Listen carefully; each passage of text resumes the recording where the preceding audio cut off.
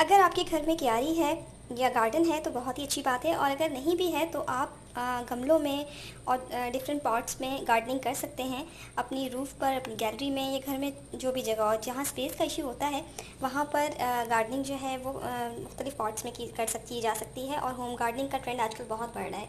तो इसी हवाले से ये वीडियो मैंने सोचा कि मैं बनाती हूँ। हमारे सबके घरों में सब्जियाँ और फल आते हैं और उनके छिलके अक्सर हम ज़ाया कर देते हैं या फेंक देते हैं।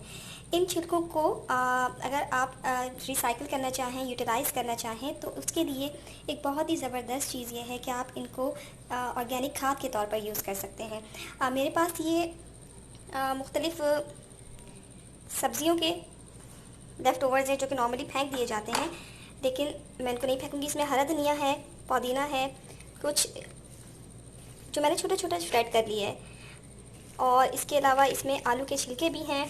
एंड इफ़ यू सी तो इसमें आपको प्याज के छिलके, अदरक, लहसुन, और इस तरह से जो सब्ज़ियां घर में बनती हैं उनके छिलके जो ज़ाया हो जाते हैं, ये आलू के छिलके आप देख सकते हैं।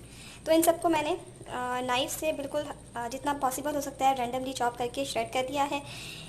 इसके साथ साथ एक और चीज़ जो हमारे घरों में डेली तकरीबन यूज़ होती है और उसके भी लेफ़्ट ओवर हम फेंक देते हैं, और वो चीज़ है टी बैग्स और अंडे के छिलके।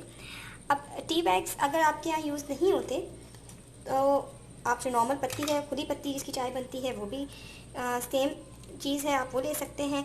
लेकिन टी बैग्स लें या फिर आप खुली पत्ती लें, उन दोनों को आप यूज़ करने से पहले, यानी ऐसे खाद फर्टिलाइज़र यूज़ करने से पहले उनको वॉश कर लें। तो इन टी बैग्स को भी मैंने वॉश कर लिया था, और जितने टी बैग्स होते हैं डेली मैं उनको इस तरह से वॉश करके यूज़ कर लेती हूँ। और इनको टी बैग्स को खोल के आप वॉश करके अपने को सुखा लें, और उसके बाद फिर जब ये सूख जाएँ और उसके बाद आप इसको खोल के इसमें ऐड कर सकते हैं। इसके अलावा जो एग शेल्स होते हैं ये कैल्शियम से भरपूर होते हैं, ये बड़ी ज़बरदस्त सोर्स ऑफ कैल्शियम है, और प्लीज़ इनको आप ज़ाया ना करें। इनको आप अपनी प्लांट्स में, अपनी क्यारियों में अगर आप पॉट्स में डालेंगे, आपको खुद पता चलेगा कि आपके प्लांट्स कितने अच्छे से ग्रो कर रहे हैं। और इस सब को यूज़ अगर आप करेंगे तो आपको बिल्कुल भी जो बाज़ार से आपको फर्टिलाइज़र लेने की बहुत ज़्यादा ज़रूरत नहीं पड़ेगी। एग शेल्स को आप दो तरीके से यूज़ कर सकते हैं, या तो इनको हाथ से ही आप बिल्कुल बारीक कर लें, या फिर इनको नॉर्मली मैं ये करती हूँ कि जो आपकी मसाला पीसने वाली मशीन होती है उसमें आप डाल के इसको मिक्स कर लें। उससे दो फ़ायदे होते हैं। एक तो ये कि एग शेल का आपको पाउडर मिल जाता है जो कि आपकी मिट्टी में जो अच्छे से मिक्स भी हो जाता है, और दूसरा फ़ायदा उसका ये होता है कि जो भी आप मशीन यूज़ कर रहे हैं इसको पीसने के लिए, उसके ब्लेड्स जो हैं वो बड़े अच्छे शार्प हो जाते हैं अगर आप उसमें इसको पीसें तो। जैसे ये है जिसमें हम मसाला, गरम मसाला टाइप का या कुछ भी साबुत मसाला पीसते हैं, इसमें आप अगर एग शेल्स को पीस लें तो बहुत अच्छे तरीके से ये पिस जाते हैं। तो अभी तो मैं टी बैग खोल के इसमें ऐड करती हूँ, और फिर हम इसको, मैं आपको बताती हूँ कि इसको फर्टिलाइज़र, एज ए फर्टिलाइज़र किस तरह से हम यूज़ करेंगे। फ़िलहाल तो एग शेल्स को मैंने हाथ से ही क्रश कर लिया है, लेकिन अच्छा यही है कि आपको इस तरह की किस मशीन में इसको पीस लें। और टी बैग्स का ऊपर पार्ट हमने उसको हटा दिया है, और ये फिर इस तरह से आप इसको यूज़ कर सकते हैं।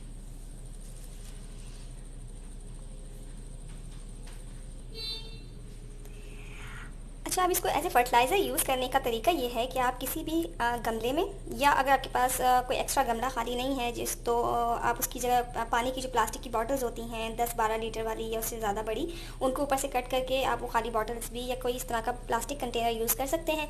उसमें आप पहले जो सॉइल होती है, मिट्टी जो भी है आपके पास, वो आप थोड़ी सी डालें। उसके बाद ये सारी चीज़ें जो जितने भी छिलके हैं, या जो भी आपके पास ये एग शेल्स हैं और ये पत्ती वगैरह, इस सब को आप उसमें डालने के बाद, यानी कि 1/4 आप पहले उसमें मिट्टी डालेंगे, उसके बाद ये सारी चीज़ें उसमें ऐड कर देंगे, और उसके बाद ऊपर से दोबारा सॉइल डाल देंगे। मतलब इसको आपने ऊपर नीचे से सॉइल डाल के इसके बीच में डालना है, और इसको तकरीबन 1 से 1.5 महीने तक ये अच्छे से सॉइल रेडी हो जाती है। और इसमें आप पानी भी डालें, और मेक श्योर करें कि जो भी आप गमला या पॉट यूज़ कर रहे हैं इस फर्टिलाइज़र को बनाने के लिए, वो उसमें ड्रेनेज होना चाहिए, एयर होल्स होने चाहिए या ड्रेनेज होना चाहिए, ताकि जो पानी आप उसमें डालें वो ड्रेन हो जाए, और ये फिर अच्छी रेडी होती है। और उसके बाद फिर आप इसको अपने दूसरे पॉट्स में यूज़ कर सकते हैं, और ये बहुत अच्छी ऑर्गेनिक नेचुरल खाद बनती है, जिससे आपके प्लांट्स जल्दी भी ग्रो करते हैं। और अगर आप किचन गार्डनिंग करते हैं, यानी कि अगर आप लेमन, टमाटर, हरी मिर्चें या इस तरह की दूसरी चीज़ें अगर आपने उगाई हुई हैं अपने घर में, तो ये उसके लिए भी बहुत अच्छा है। तो ज़रूर ट्राई करें, और